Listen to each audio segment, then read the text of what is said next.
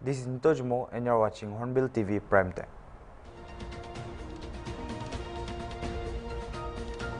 Assam's favorite rock star Zubin Garg was cremated with state honors and a 21-gun salute in Kamarkuchi on the outskirts of Guwahati.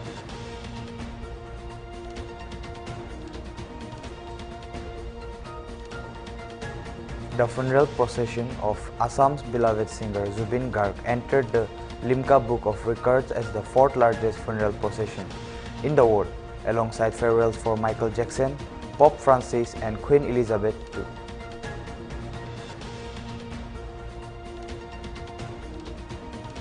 China's Foreign Ministry spokesperson Go Jiakun on Monday said that China is opening its doors to global talent across various sectors to drive technological and economic advancement. The statement comes soon after US raised its H-1B visa fees.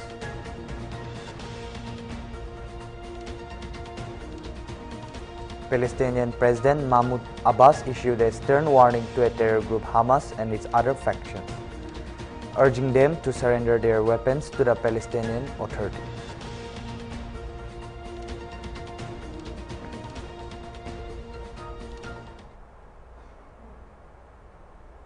On Tuesday, as Assam's favorite rock star was cremated with the state honors and a 21-gun salute, hundreds of thousands of his fans, most in tears, sang lines from Mayabini, the song Zubin cherished the most. Amidst his plethora of albums, Zubin's cremation was held in Kamarkuchi on the outskirts of Guwahati, after a second autopsy was conducted to rule out any foul play in his death. A cultural giant in Assam whose songs transcended genres and defined a generation. Zubin passed away in Singapore on September 19. On Tuesday, thousands of his fans joined the funeral procession amid scorching heat as his body was brought to the cremation ground from the Arjun Bhogeshwar Barua Sports Complex, where Chief Minister Himanta Biswa Sarma, politicians and other personalities paid their last respects.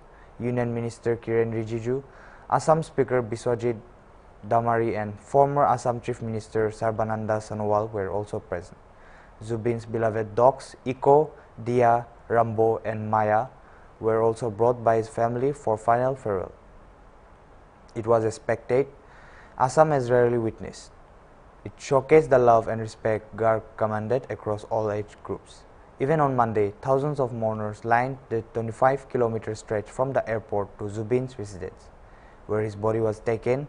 After being brought from Singapore, born in Meghalaya, Zubin burst into Assam's music scene in the early 90s.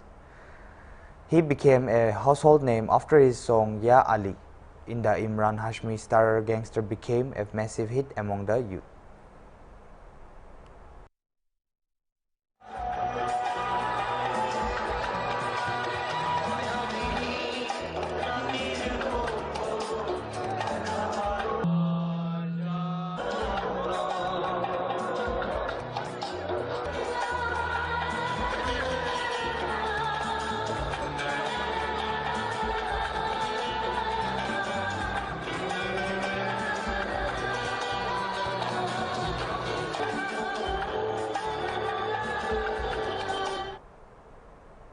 Guwahati became a city of mourning as countless fans gathered to bid farewell to the legendary singer Zubin Garg. People from Assam and beyond filled the streets, showcasing his immense cultural influence. The Limca Book of Records recognized this gathering as one of the largest public funerals in history, ranking it fourth globally alongside farewells for Michael Jackson, Pope Francis and Queen Elizabeth II. Traffic in Guwahati came to a halt as roads were packed with grieving fans, and daily life paused in collective sorrow. The funeral procession was marked by emotional tributes from all quarters, flowers, silent prayers, and soulful songs filled with the air. Every corner of the city reflected a profound sense of loss, not just for Assam but for a generation that grew up with Zubin's music. Known as the King of Humming, Zubin Garg was more than just a playback singer. He served as a cultural bridge, giving Assamese music national recognition while also making his mark in Bollywood with timeless tracks like Ya Ali from Gangster. His ability to sing across multiple languages and genres made him a household name and a symbol of regional pride. The sudden passing of Zubin Garg on September 19 in Singapore shocked the nation. He had traveled there to perform at the Northeast Festival but tragically lost consciousness underwater during a scuba diving accident. Despite immediate rescue efforts and medical intervention, doctors could not save him. He was only 52 years old.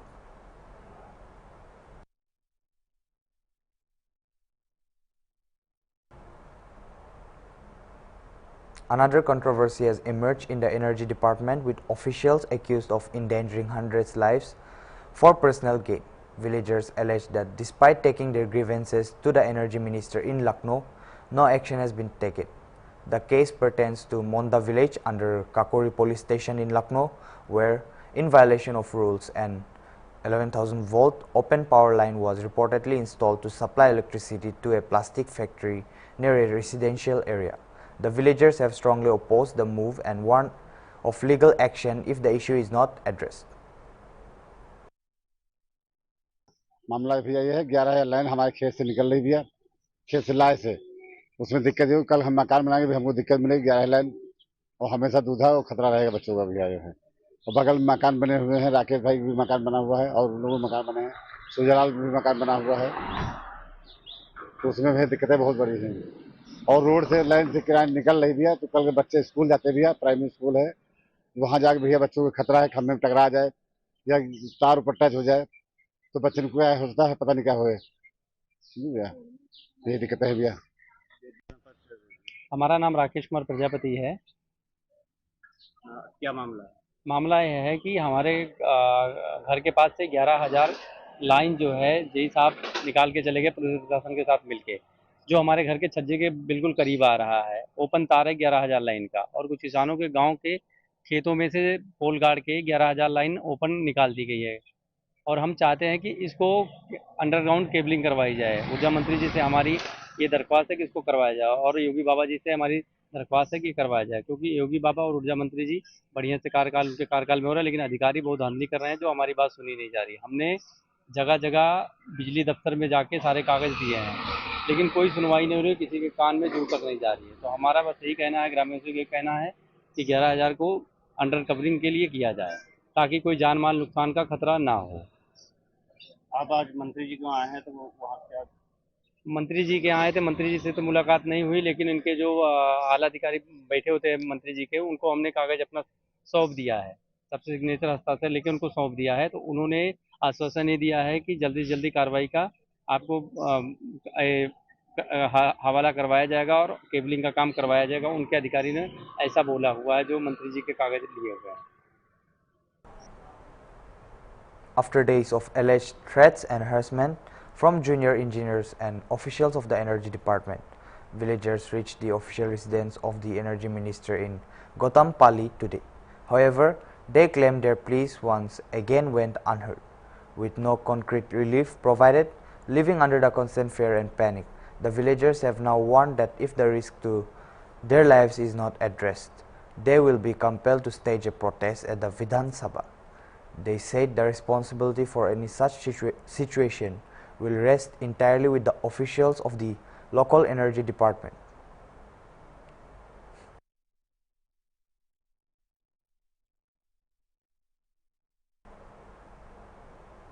In a historic step towards strengthening governance, the government of Manipur had signed a landmark memorandum of understanding with the Capacity Building Commission and Mission Karma Yogi on September 23 at the Old Secretariat Conference Hall in Imphal. The agreement had aimed to enhance the professional competence of civil servants, leverage technology for adaptive administration, and foster accountability and innovation in governance. The Chief Secretary of Manipur had described the MOU as a commitment to building a future-ready civil service tailored to the needs of the state. Under the partnership, civil servants had gained access to the integrated government online training platform designed to provide continuous learning and equip officials with modern administrative skills. The collaboration had also been aligned with Mission Karma Yogi's vision of nurturing a civil service rooted in Indian ethos and global competitions. The Chief Secretary had urged officials to embrace the initiative, stressing that its success would depend on effective implementation and continuous monitoring.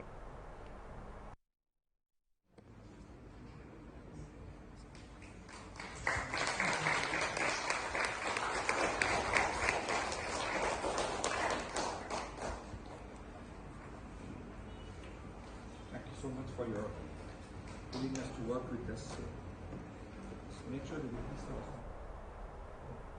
We will be back after a short break.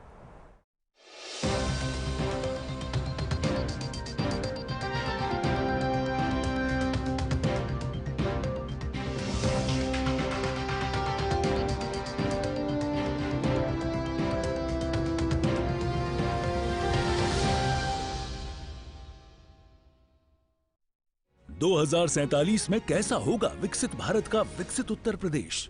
क्या आप चाहते हैं कि कृषि क्षेत्र में नवाचार और पशुधन की समृद्धि से बढ़े अन्नदाता की आमदनी, गांव-गांव तक पहुंचे चौड़ी सड़कें, हवाई यात्रा के लिए किसान की जेब में हो पैसे, विश्व स्तरीय शिक्षा और वर्ल्ड क्लास इलाज, बढ़े उद्योग, रोजगार, नौकरी और अपना व्यापार, रिन्यूएबल और ग्रीन एनर्जी हो यूपी में फुल, ताकि कभी न हो बत्ती गुल। डीप टेक, एआई और इलेक्ट्रॉनिक संसाधनों का बिछे जाल, सांस्कृतिक धरोहर का पुनर्जागरण और गौरव काल।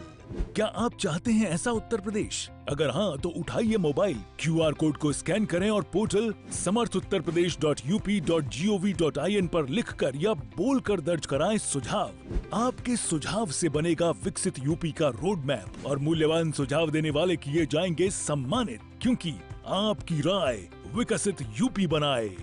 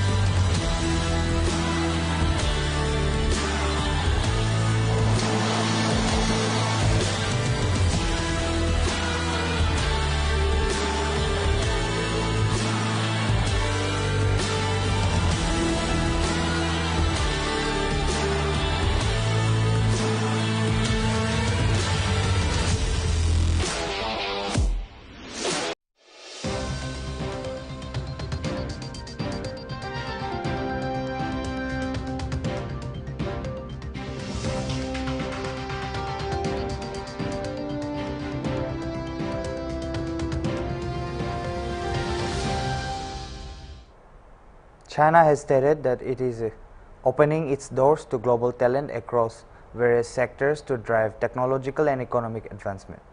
During a press briefing on Monday, China's Foreign Ministry spokesperson Guo Jiakun emphasized the importance of cross-border talent exchange in a globalized world, highlighting China's commitment to fostering innovation and career opportunities for international professionals. The spokesperson's remarks come days after US President Donald Trump signed a proclamation causing a major overhaul of the H-1B visa petitions. According to the proclamation, there will be now a $100,000 fee for new H-1B visa applications, a sharp increase from the previous level of about $1,500. Xinhua News Agency, we noticed that China's State Council Information Office last week released a white paper titled China's Achievements in Women's Well-Rounded Development in the New Era. Could you further brief us on that?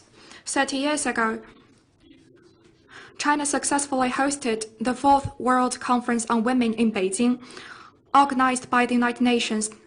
10 years ago, in an effort to commemorate the 4th World Conference on Women and further implement the Beijing Declaration and Platform for Action, the Chinese government co-hosted the Global Leaders Meeting on Gender Equality and Women's Empowerment with the UN at UN Quarter in New York. 5 years ago, President Xi Jinping proposed holding another Global Leaders Meeting on Women in 2025. To put women's development in the global context, we are 5 years away from the goals set by the 2030 Agenda for Sustainable Development. The global advancement of women faces severe challenges and enormous opportunities at the same time. China has been an advocate and a doer in striving for gender equality and women's well-rounded development. Since the 18th CPC National Congress in 2012, China has achieved booming progress, historical outcomes, and all-round advancement in women's development. The path of women's development under socialism with Chinese characteristics is brimming with renewed vitality and unique advantages. To commemorate the 30th anniversary of the Fourth World Conference on Women, China will soon host another global leaders meeting on women in Beijing. The just-released white paper aims to fully elaborate on what China has achieved in implementing the Beijing Declaration and Platform for Action, giving a systematic overview of China's philosophy, principles, and innovative practices in promoting gender equality and women's well-rounded development in the new era, highlight Chinese women's outstanding achievement, and contribute China's wisdom and experience to global endeavors for women's advancement. China stands ready to work with countries around the world to jointly accelerate new progress of women's well-rounded development and write a new chapter in the global advancement of women. Palestinian President Mahmoud Abbas issued a stern warning to terror group Hamas and its other factions, urging them to surrender their weapons to the Palestinian Authority, asserting that the State of Palestine is the sole entity eligible to govern and ensure security in Gaza. Speaking through a video link during a special session on the two-state solution at the United Nations General Assembly on Monday, Abbas outlined a vision for a unified Palestinian state under one law and a single legitimate security force. The State of Palestine is the only entity eligible to assume full responsibility for governance and security in Gaza. This comes through an interim administrative committee affiliated with the Palestinian government in the West Bank and Arab and international support and participation. Abbas stated he emphasized that Hamas will have no role in governing and urged Hamas and other factions must surrender their weapons to the Palestinian Authority. What we want is one unified state without weapons, a state with one law and one legitimate security force. On behalf of the State of Palestine, I would like to express my deepest appreciation for the co-presidency, the United Nations, and all participating states for the historic New York Declaration that was issued during July's conference and adopted by the General Assembly by an overwhelming majority.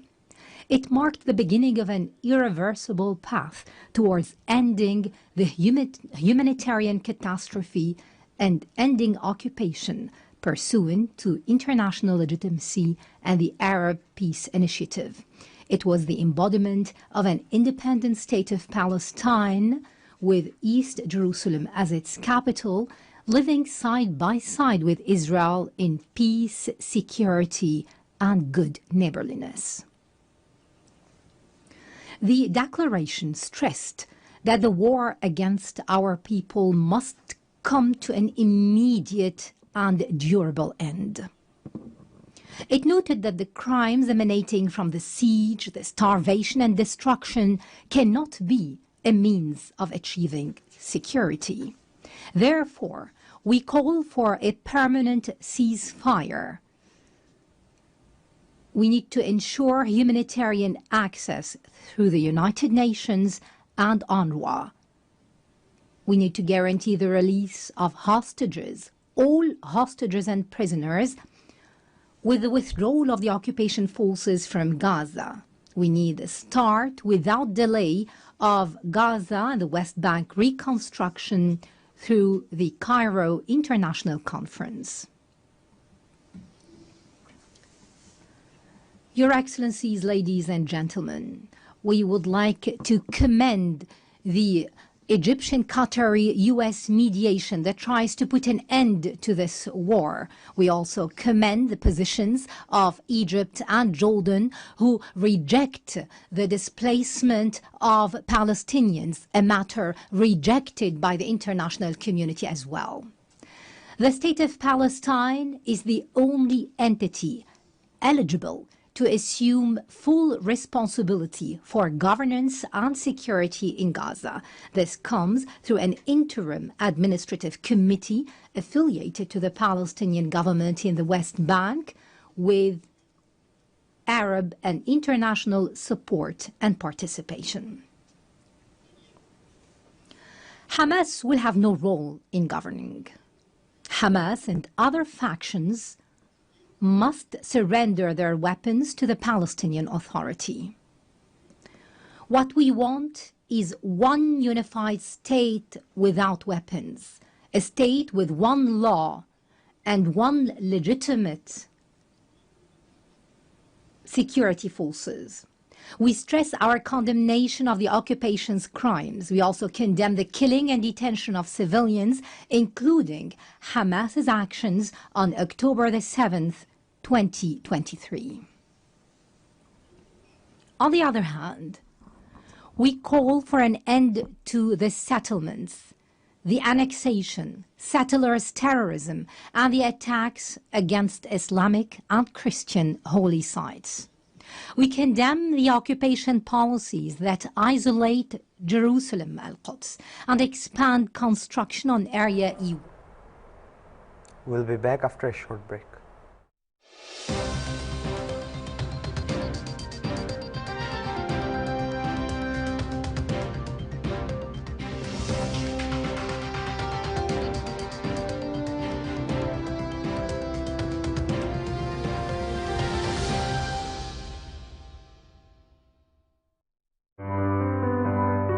HIV can infect anyone, including children.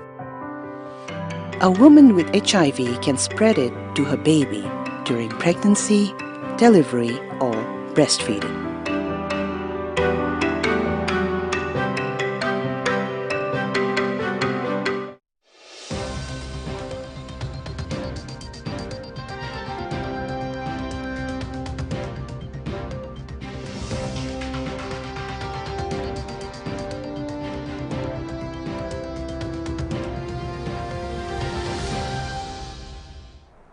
At least 7 people had died from electrocution in rain-hit Kolkata after heavy overnight rainfall had caused severe waterlogging on September 23. Traffic, public transport and daily life across the city had been brought to a standstill, with need to waist-deep water flooding key intersections such as Park, Circus, Garihat, Behala and College Street.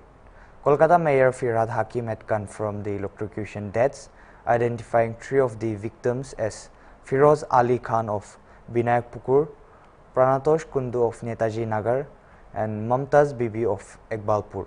While one victim had remained unidentified, he had said that most parts of the city had been submerged despite continuous drainage efforts. Chief Minister Mamta Banerjee had termed the rainfall unprecedented and criticized lapses by the Kolkata Electric Supply Corporation. Train and metro services had been severely disrupted.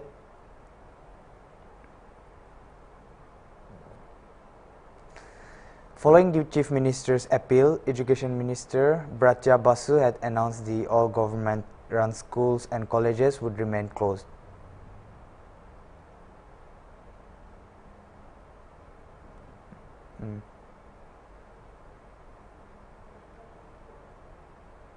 That is all for now. Stay tuned for more updates.